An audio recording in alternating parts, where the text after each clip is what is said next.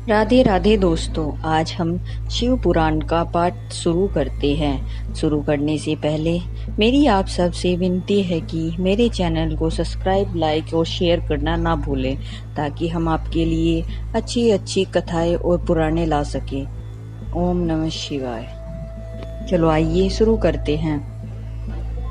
राधे राधे दोस्तों, आपका फिर से स्वागत है मेरे YouTube चैनल राधे श्याम में।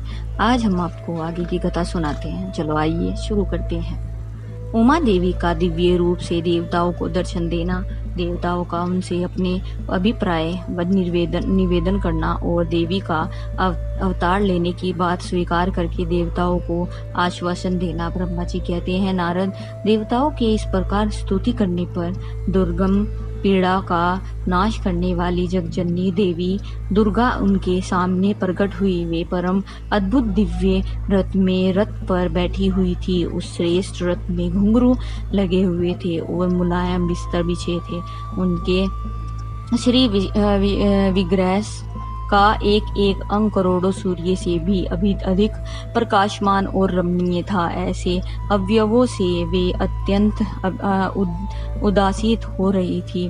सब ओर फैली हुई अपनी तेजो राशि के मध्य भाग में वे विराजमान थी। उनका रूप बहुत ही सुंदर था और उनकी छवि की कहीं तुलना नहीं की थी।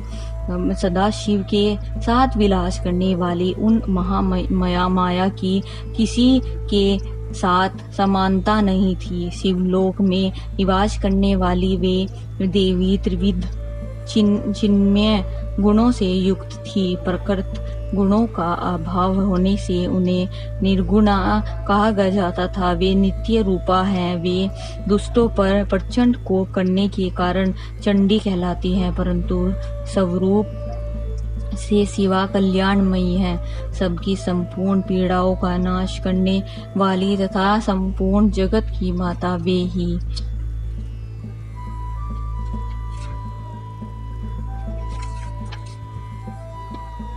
प्रलय काल में महानिंद्रा होकर सबको अपने अंग में सुला देती है तथा वे समस्त सर्जनों भक्तों का संसार सागर से उद्धार कर देती हैं। शिवा देवी की तेजो राशि के प्रभाव से देवता उन्हें अच्छी तरह देख न सके। तब उनके दर्शन की अभिलाषा से देवताओं ने फिर उनका स्तवन किया।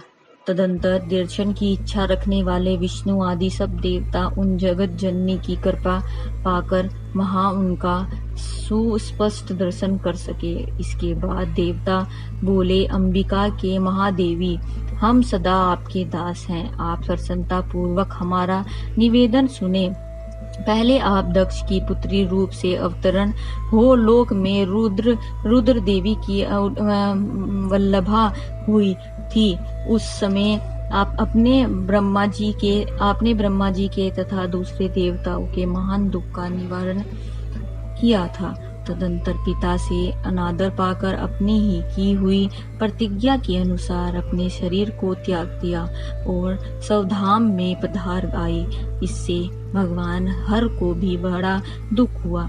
महेश्वरी, आपके चले आने से देवताओं का कार्य पूरा नहीं हुआ, अतः हम देवता और मुनि व्याकुल होकर आपकी शरण आए हैं। महेशानी शिव, आप देवताओं का मनोरथ पूर्ण करें, जिससे संत कुमार का वचन सफल हो। देवी, आप भूतल पर अवतरण हो पुनः रुद्र देव की पत्नी होइए और यथा योग्य ऐसी लीला कीजिए जिससे देवताओं को सुख प्राप्त हो। देवी, इससे कैलाश पर्वत पर निवास करने वाले रुद्रदेव भी सुखी होंगे। आप ऐसी कृपया करें जिससे आप सब सुखी हो और सबका सारा दुख नष्ट हो जाए। ब्रह्मा जी कहते हैं, नारद, ऐसा कहकर विष्णु आदि सब देवता प्रेम में मग्न हो गए और भक्ति से विनम्र होकर चुपचाप खड़े रहे। देवताओं की यह स्तुति सुनकर शिवा देवी को भी बड़ी प्रसन्नता हुई। उसके हेतु का विचार करके अपने प्रभु शिवा का स्मरण करती हुई भक्त वत्सल्या दयामयी उमा देवी उस समय विष्णु आदि देवताओं को संबोधित करके हंसकर बोली। उमा ने कहा, हे हरे, हे विधे, और हे देवताओं तथा मुनियों, तुम सब लोग अपने मन से व्यथा को निकाल दो और मेरी बात सुनो। मैं तुम पर प्रसन्न हूँ, इसमें संशय नहीं है। सब लोग अपने अपने स्थान को जाओ और चिरकाल तक सुखी रहो। मैं अवतार ले मैना की पुत्री हो उन्हें सुख दूंगी और रुद्रदेव की पत्नी हो जाऊंगी। यह मेरा अत्यंत गुप्त मत है।